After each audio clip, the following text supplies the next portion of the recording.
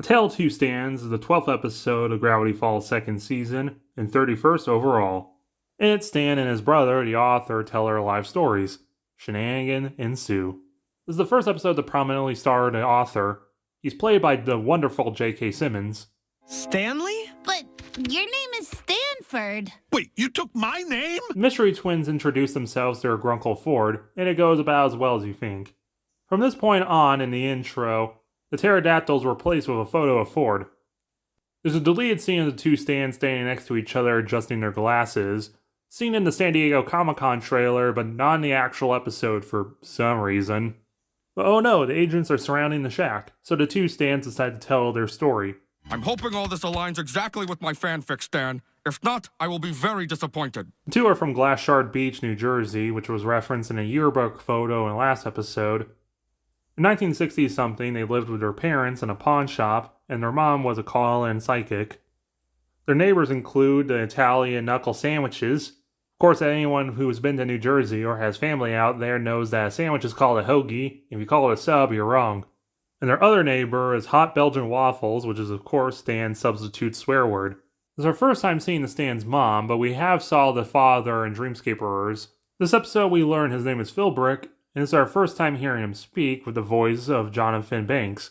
You might know as Hickey from Community or Mike the Fixer from Breaking Bad, which was really popular at the time, and even Alex Hirsch was a big fan. It's all for my family, Skylar. That's why I did this. Ford's six fingers is apparently something people can have in real life. In the room, there's a ton of references. This monster mask is the same monster mask that Stan scares Dipper with in the first episode. They got some Lincoln Logs, a viewfinder, boxing gloves, because of course we know from Dreamscaperers they used to be into boxing. A Wuh magazine with what looks like Alex Hirsch. Mothgad, which is a reference to Mothra, some cowboy stuff, and a raccoon hat, which was really popular in the 60s. When we look at the background painting itself without the characters, we can see a Groucho Marr mask on the ground. The Wub magazine was originally supposed to be a Mad magazine. Now looking at that plushy frog on the ground, this might be a prototype for Hot Pop and Amphibia. One of the graffitis on the board says Blendon was here. Why exactly Blendon would graffiti this on a past wall is anyone's guess. Well, I forgot to mention the last time we saw him in Blendon's game, he did predict the police station from Not What He Seems, Northwest Manor, and this shot from this episode. The Stans fix up a boat and call it the Stan-O War, which is a reference to the second episode. That's what Stan's boat was called. The two were inseparable, best of friends, even though they were polar opposites. In the principal's room, there's a photo of U.S. President Richard Nixon, who's one of the wax statues in Headhunters, and this kind of gives you a timeline of when this takes place because he was president from 1969 to 1974. Either way, Ford's doing an outstanding job and he's going to college. But Stan feels like he's going to be left behind, on the swing set from Dreamscaperers and the end of last episode. So Stan sabotages Ford, which causes his father to toss him out. This is our only look in the entire series at Shermie Pines, who is Dipper and Mabel's grandparent. That's a little strange that he's like 1 year old and both his brothers are 18. Stan's first scheme to get rich is the Shamily, a reference to the Sham Wow, a super absorbent towel. Apparently, Alex followed this joke all the way back before the pilot. But Stan doesn't have much success being a salesman. And he gets banned from the majority of the US states. The only states he's not banned in, apparently, are New Hampshire, Rhode Island, New Jersey, Maryland, maybe DC, Virginia, West Virginia, Michigan, Mississippi, Minnesota, South Dakota, New Mexico, Utah, Idaho, California, Washington, and Oregon, and maybe Alaska and Hawaii, which are not pictured on the map. Oklahoma and Kansas, he kind of draws the X between both of them, so it's kind of hard to tell which one he's banned from, or both. Meanwhile, I referenced Community, and Ford is going to community college. In his room, there's posters of great scientists Nikola Tesla and Carl Sagan.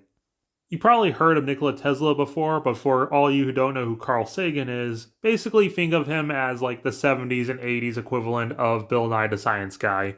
Eventually, Ford tries to investigate the paranormal, and we learn that Gravity Falls is in Roadkill County, Oregon, which is not a real county. The Gravity Falls sign looks a lot like the postcard from the opening. Their motto is "Nothing to see here, folks," implying maybe that a blind eye society of some form existed beforehand. Ford uses his grant money to build the Mystery Shack. If you zoom in on the contractor, you can see the guy who built the Mystery Shack is actually Manly Dan. I began to keep a journal. The journals!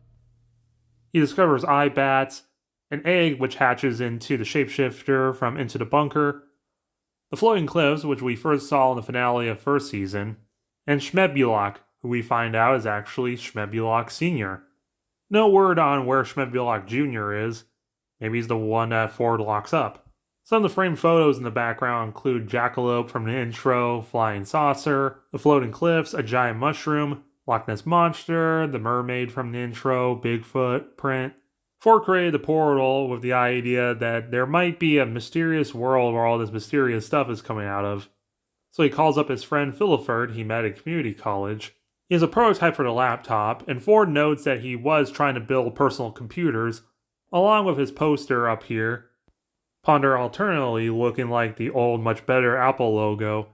And that's all happening in his garage. This is all inspired by Steve Jobs, who created personal computers and the company Apple in his garage.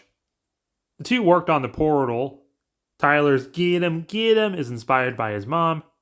The two test the portal, but Fiddleford accidentally goes through it a little. Backwards message. In App Bash, he says Bill Cipher Triangle. This is exactly what McGucket says in Blind Eye Society. When gravity falls and Earth becomes sky, fear the beast with just one eye. Ha! Title drop and Bill reference. This is the point where McGucket leaves the author and goes to fry his brain in Blind Eye Society. Stan really did just keep the same Stan vac. I guess it still works. Ford sends him the postcard from the intro, and Stan at this point is in New Mexico. The two brothers reunite. Ford checks Stan's eyes in case he's possessed by Bill or the shapeshifter. We see his lab coat from Into the Bunker and his six-finger glove from Scarioki. You can kind of tell the geography of Mystery Shack already, because they enter through the side door. You can see the stairs going upstairs. The hidden safe, a big button for the trapdoor. Where Stan's chair normally is where the T-Rex skull is. And I know there were dinosaurs in Land Before Swine, but I don't know, for some reason I always just kind of assumed that it was a fake skull. The room still has the same carpet. The fish tank was moved to the other wall, and he has the Shriner flag already. Ford tells Stan about the portal, and he wants Stan to take the journal and go very far away with it. This makes Stan upset because he wants to reunite with his brother, and he's already trying to push him away. He tries burning it, which makes Ford upset, so the two brothers fight. Ford pushes Stan into a thing, and we learn that his tattoo is actually a burn mark. The two accidentally turn on the portal, and Stan pushes Ford into it by accident. The only thing he left behind was the first journal and his glasses. I'm guessing he had a backup pair on him because he still has glasses when he gets out of the portal. Stan crashes in the spare room from Carpe Diem. You can still see the calendar and carpet from that episode. Stan makes a food run to Dusk Till Dawn from the inconvenience scene. You still see the teenagers out front and Ma and Pa are still alive. We also see a young Lazy Susan, pre-Lazy Eye. We also see the tattoo bouncer before his first tattoo in Blendon's game. Pre-Officer Blubs, which I think this is our first time learning his name is Daryl. And this guy who I thought was Robbie's dad and was proven exactly right when I found the character card. There's also a younger free pizza guy, Toby Determined with hair, and a very 80s Chandra Hernandez. Everyone thinks he's Ford and wants to go see his cabin, which Stan just kind of rolls with. Also, we learn that Lazy Susan's eyes because she got zapped in the eye. So Stan takes Ford's identity to pay his mortgage and try to get enough money to fund a way to fix the portal, converting his shack into the Murder Shack and later the Mystery Shack. As revealed in the commentary for the episode, this little montage of Stan becoming Stan was originally set to our house in the middle of the street. Stan faked his death, which was revealed last episode. The photo of the trees here might be showing that Stan was looking for the other journals. He's got a photo of him and Ford when they were younger, a Stan buck, a framed photo of a $1 bill, which leads us into modern day with a "You're a Star" sticker, Zeus's Employee of the Year, and a photo of Dipper and Mabel from the second episode.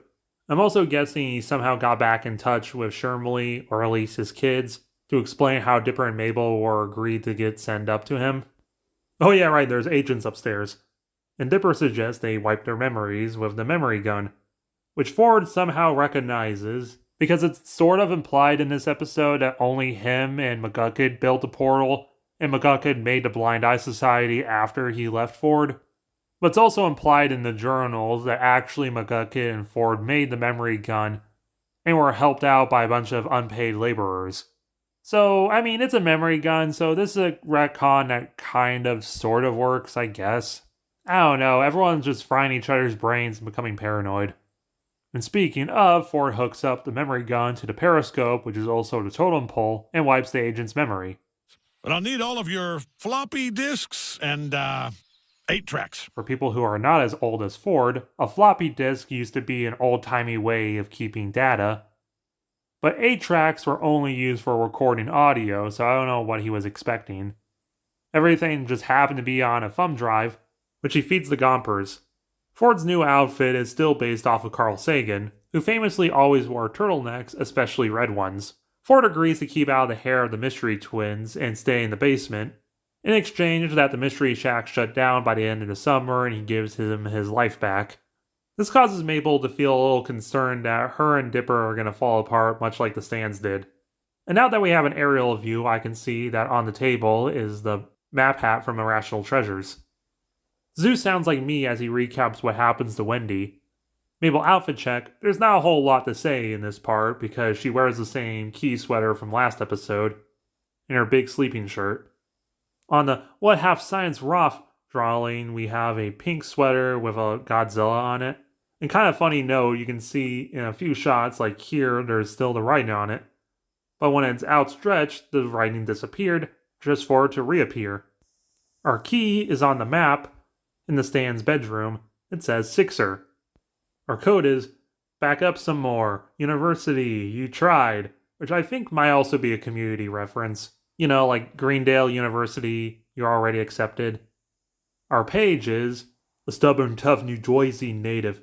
Phil Brick wasn't too creative. Having twins was not his plan. So he just shrugged and named both Stan. This is a very good start to beginning of the end of the show. It's basically a big exposition dump between the twin grunkles, but it's done very well. It's interesting seeing the two's past, seeing how they used to be besties and then grew apart. And Ford is already just really cool and funny. And you do feel for Ford and understand why he doesn't like Stan for ruining his life. The only major negative is the agents are dealt with kind of easily and we never see them again. But still, overall, I'll give this episode an 8 out of 10.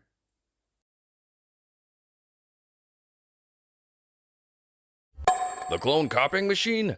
Yeah, I made it for Why?